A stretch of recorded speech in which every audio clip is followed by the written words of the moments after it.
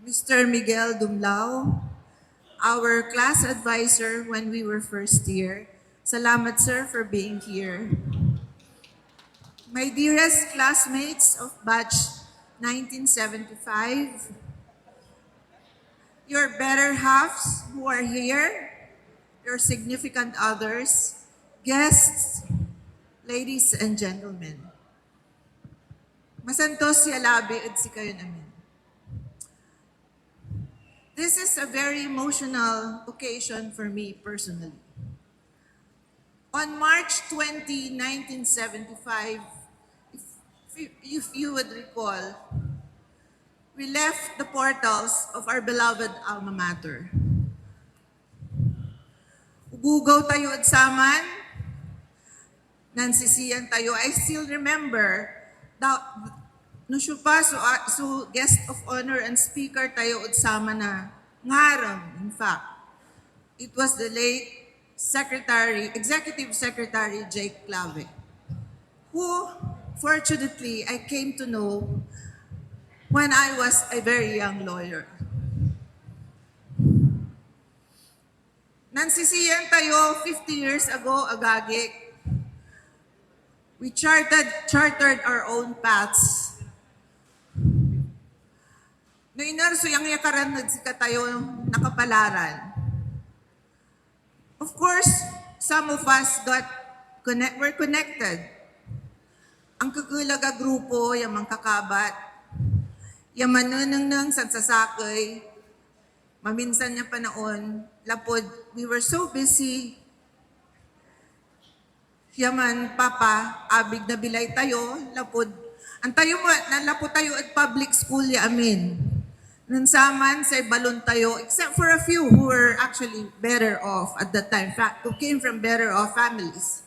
Most of us actually were middle class or lower middle class or lower middle class. Sa balon tayo, maminsan saksakay sardinas, Vienna sausage, tumansweldo atang tayo. Maminsan akachinelas tayo. Of course, I can name a few people here who are good friends of mine.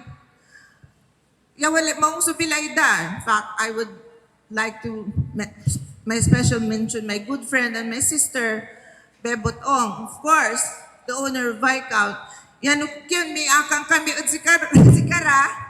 Unsa mar kami, sinanasyon man si Bago, taninitan laraway, ray barkada ng Bebot. Ya, mi merienda ay, pakanan to'y pansit, ganton, saman. You know, those were really very good days. Simple subilay tayo amin. 25 years later in year 2000, your humble self thought that we should celebrate our silver anniversary. It was a difficult road at that time. Ang gapoy internet, ang gapoy cellphone, pager, wala labat.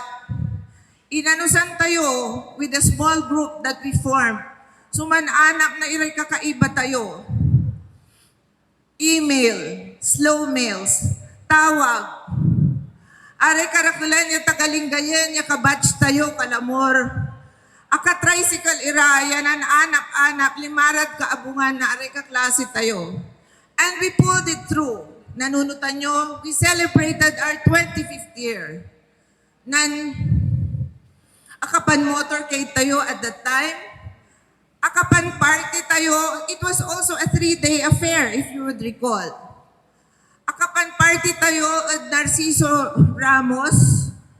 Insan, akapawil tayo mo at National High School with a humble donation of a PC, a computer, because that was what we could afford at that time. But because of that, nan-reconnect tayo amin, nansasalatan tayo yung numero, nanpaparty tayo, paminsan-minsan, noon walay mambiyahe at biyok tao, mamparty tayo da isat, no walay unsang putya, mananangangan tayo, no walay man party at linggayen, walay mangkasal so anak to. wala rin naimbita at sika tayo. So it was really something that is very, to me, it's something that I really love. Let me interrupt my very long message to you guys.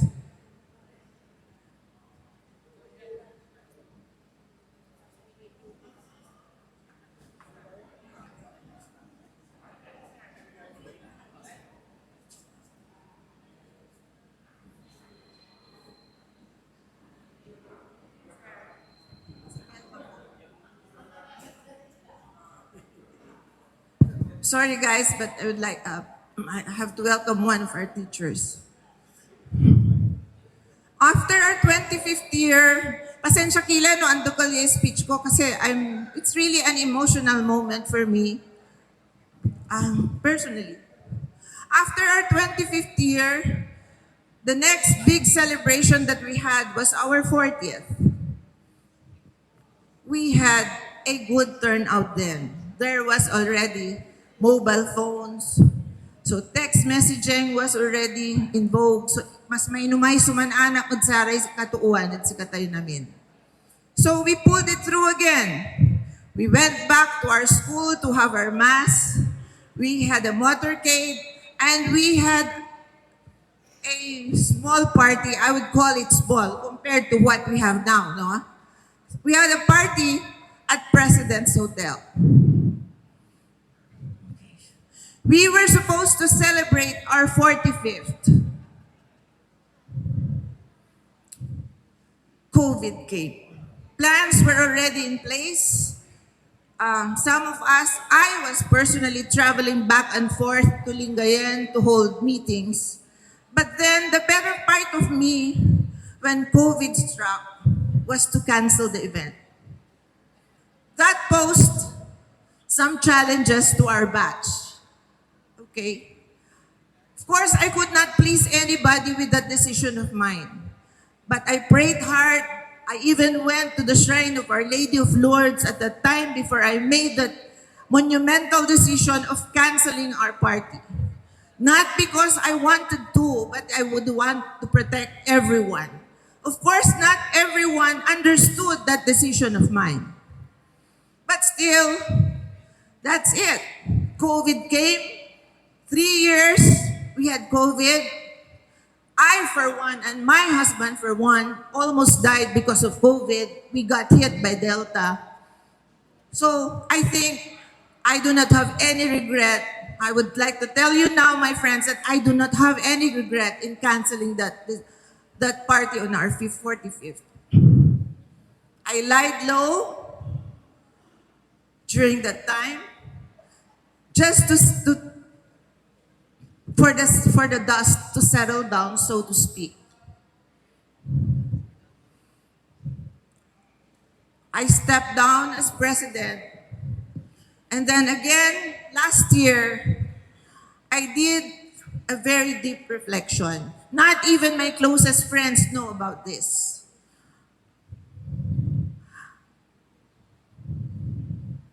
I prayed hard. I prayed the novena to my go-to favorite saint, Our Lady of Lourdes, and asked for guidance. Of course, walay pride ko. Wala rin mamapas ang mansudot siya. Kadungtungan eh. So pride, there was pride, I would say. Tuwa ang labat. But the better part of me says, ako nayarin i-abandon na sa klase. So batch ko. Unlike other classes, na it's so easy for them to just go away. That's not me. Inanarot na kayo namin. Nang pamulagak, agagi. If you notice, in February of last year, I did an open apology.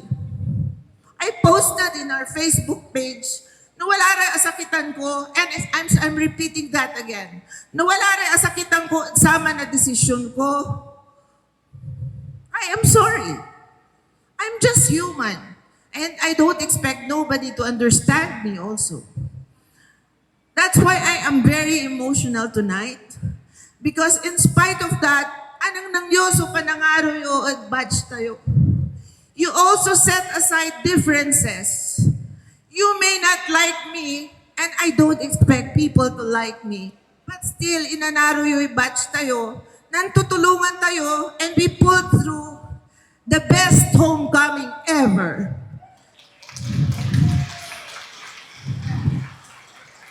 Lapot satan agagi. Misal salamat ak nabalagod si kayo. Thank you. Don't thank me, my friends. No matter how great a leader is, if the flock or the bear of the members will not cooperate, ang gapoy nagawaan to. Kaya, the glory is yours. The glory is yours, not mine, for this successful affair. With that, thank you very much. I apologize for being very emotional. Let's continue the friendship, the camaraderie that we built 50 years ago. What I can promise you is we should celebrate yearly even in a very small way, our homecoming. We are all senior citizens now. We are all 65 and above as of today. By the way, belated happy birthday to the youngest member of our class who turned 65 last February 18 and who spearheaded this gala night, Doyet Gabat. She's the youngest in our batch. So, ka-age talaga natin, amiga. So, salamat na balbalag agagi. And let's continue, manaruan tayo. Let's love one another. You may sound baduy melba, pero that's the basic one. Be humble, be kind, be loving, and you will get to whatever you want. As my late father would always tell me, being proud will get you nowhere, but being humble will get you to wherever you are. And for that, that is what I've been practicing to this day. Salamat na balbalog agagi. All right, thank you. Kaya tayo agagi, we are not what we are today. If not for the education, yan naawat tayo at sarip, mamaestro tayo who dedicated their lives. Yabangatan ta tayo ang gano'n ito yung kaluko tayo ng saman, ugugaw tayo. You know who you are? It's katayon sa kakabatch. Nusuparay luko ng saman. Awasar. Sir Dumlaw, Sir Ligayo, Sir Mamawa. Kabayura, nusuparay luko awa. Okay? Sir, nang bago lara natin, tamatatakan lara. Aglara man CCM na bibiin natin. Siyempre, da kami lagabaya si Iman, ta kukulaw kami la. Okay. Sa ikuanan Raymond, may kaanakan, and may our beloved salutatorian. Lalaki lang ko na isisimon niyo. Okay. So, we are very honored tonight by the presence of our three beloved teachers and one who would share a video message later on.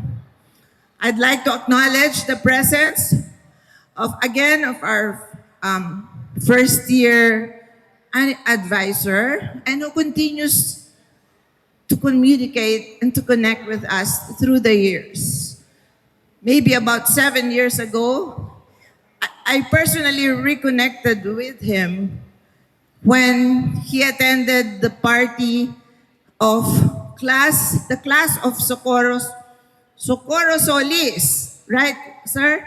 Yolanda Ramos, or Rodora Oligario, 4 years ahead of us. The class of Rodora Oligario, Jad Abong Dadi at Chinan Bebot, hindi Yoli. So that's when I started reconnecting with Sir Dumlao, Sir Miguel. And I am also very happy to see after 50 years, Mr. Manawat and Mr. Ligayo. Salamat na balbalag, sir. And salamat na balbalag. We continue to pray for your good health.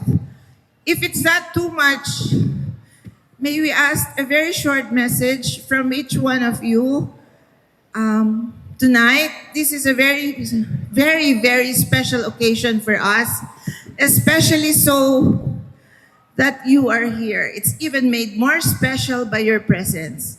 First, may I call on my beloved advisor in first year, Sir Miguel Dumlao.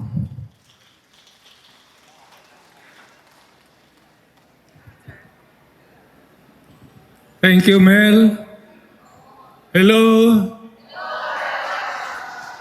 Hi.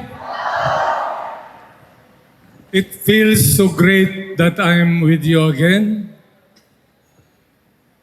When Melba invited me, because I was always asking her to inform me when will be your golden reunion, because I am always homesick with Bat 75. Katunayan po, umalis ako July 1971. I just met one class o section before I left for Taiwan for 6 months. And when I reached Taiwan, I always feel homesick with Bat 75. Meron dito tiga Bat 74 pero I'm proud to announce that Bat 75 is in my heart. I brought with me my picture with 1-1 and showed to my class in senior high school in Taipei because the supervisor of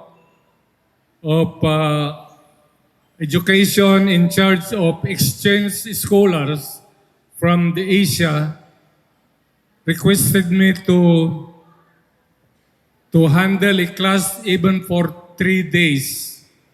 So when I showed the picture, they were asking me if I can call Milan, Raymond, because sila ang mga crush nila. Huh? But I said, no, they're still young. Okay, so when I came back November, so I again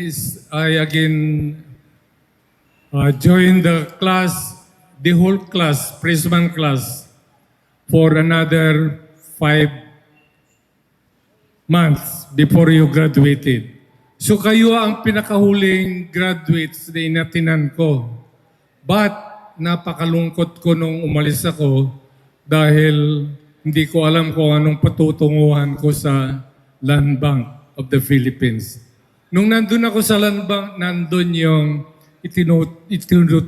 pinapartner sa akin si Miss Nelly Nasino. Nandun din sa Land Bank, dinatnan ko dun. And then, before I retired, Odette Cruz also joined Land Bank and fortunately, she was appointed or promoted at once as Vice President. I retired at Land Bank at Vice President, in charge of establishing all branches in the Philippines. Kaya ang tawag namin noon Join Land Bank and See the Philippines. But after retirement in 2002 at 60 years old, nagdidisco pa rin ako. Nag-join pa rin ako ng mga Zumba. Kasi exercise yun. Exercise. So, I devoted my time volunteering sa church services. Kasi nabasa ko sa Bible, kung narating mo na yung tuktok ng tagumpay mo, kailangan ibalik mo yung biyaya ng Panginoon sa Kanya. So, I joined the church councils and then acted as volunteer leaders. In charge ako sa mga auditing ng mga records ng simbahan kasi binubulsa ng pari ang pera ng simbahan. Galit na galit sa akin ng mga pari because I was the only one in the church na working in auditing system. No? So, okay lang, sabi ko, but I prayed for them. So natutunan ko, if you have an enemy or crab mentality friend na hinihila ka palagi, I experienced that many times. Hinihila ako. Simula rito sa PNHS, may humihila sa akin dito. Pero patay na siya, wala na siya. Andito pa rin ako. Sa langbang, ganun din. Pag ipopromote ka, hihilayin ka. Pero namatay na rin sila. Yun. So love your enemy, pray for them. Ngayon, doon sa staying young at heart, what's your diet? Mga kalalakihan, huwag nang uminom. Huwag nang uminom ng alak, huwag nang manigarilyo. Binigla kong inalis yung sigarilyo sa Baguio. Bumili ako ng isang karton. Sinindihan ko yung isa. And then, tinapong ko yung isang karton. Putang ina niyo, sabi ko. So, napakahirap kasi walang substitute. No candy, no little by little na tatanggalin mo. Wala. Tumaba ako. But I have again to watch my diet kasi ang laki ng tiyan ko. So, always discipline yourself. Yan ang advice ko sa inyo. And then, always walk. Huwag palaging nakasakay. Kung malapit ang palengke, you walk. Di ba? And then, always visit your old pictures para ma-refresh your mind mo. Kaya yung litrato natin na nasa akin, nung first year kayo, in fact, yung picture natin na freshman class was the most awarded during the high school. You remember that? Okay. So, napakataba ng puso ko noon. Kaya hindi ko kayo makalimutan. Okay. So much for that. And enjoy dancing mamaya, ha? Handa akong makipagsayaw kung isasayaw niyo ako. Maraming salamat. Thank you, sir. Ang talagang mansiselo sa anggad natin eh. Taliwan siya, so favorite yun talaga eh. Kanya inanaro yung class 75. Si Raymond Abad. Pero okay lang ba? Taka na kang kupat. Thank you, sir. The next one who will give an inspirational talk is our very own Mr. Manawat. Sir, salamat na balbalag. Now I see you again after 50 years and you're still up and about. Mataraki kini. Okay, thank you. Okay. Aling mo lang kulay masalita eh. Patawin ko lang si Kaya namin. Sa abilidad ko masalita. Your invitation is really a work of love. And I love you too. Thank you for your... I'm here because of your thoughtfulness and your affection. Thank you so much. Thank you. Another teacher of ours who loves our batch so much is Mrs. Elderin Castillo. I am in touch with her. Sadly, she couldn't come to join us much as she would like to because she underwent a hip replacement surgery and she's still recovering up to now. Be that as it may, she sent a video message which we are going to play now so that all of you would be able to see what her message for us is. Mr. Ligayo opted to just be watching us on the sidelines. But sir, salamat na balbalag. Tagyo kami pinaibaingan. Thank you, sir. Salamat So, at si kayo at si batch 75.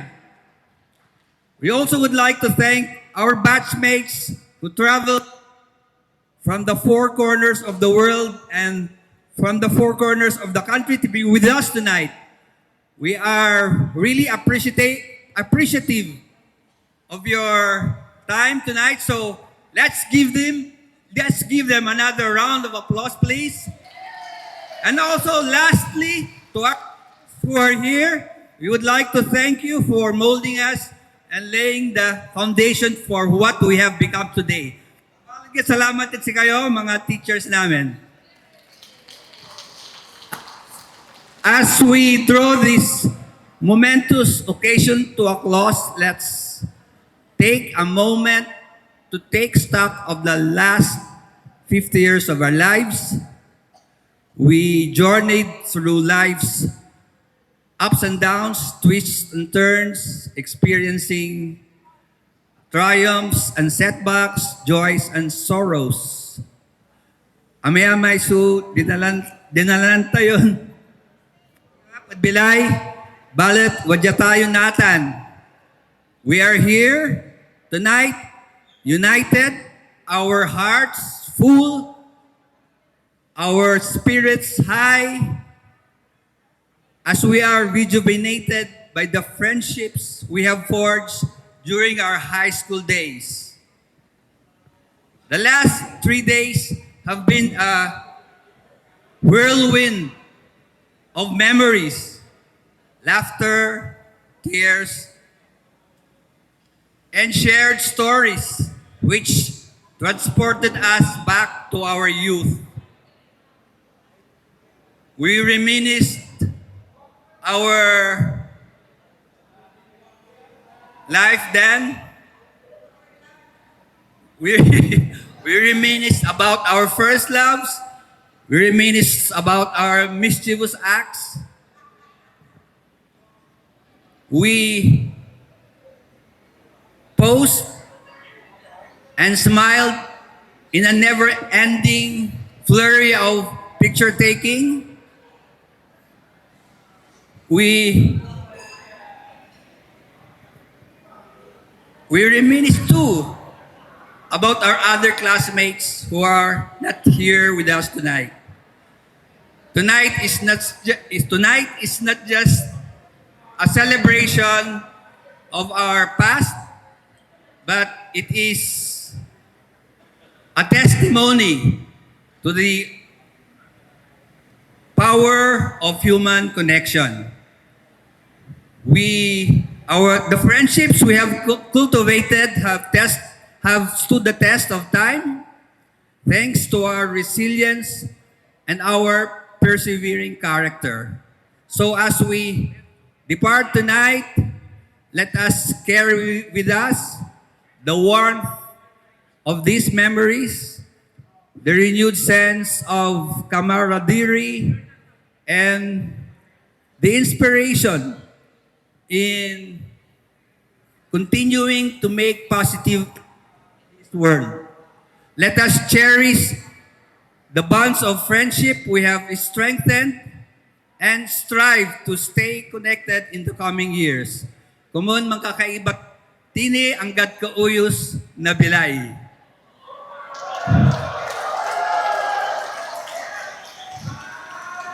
May our lives be filled with joy, purpose, and meaningful human connections. Congratulations to us all on this incredible milestone. Mabuhay ang Batch 75! So now, let's start the party.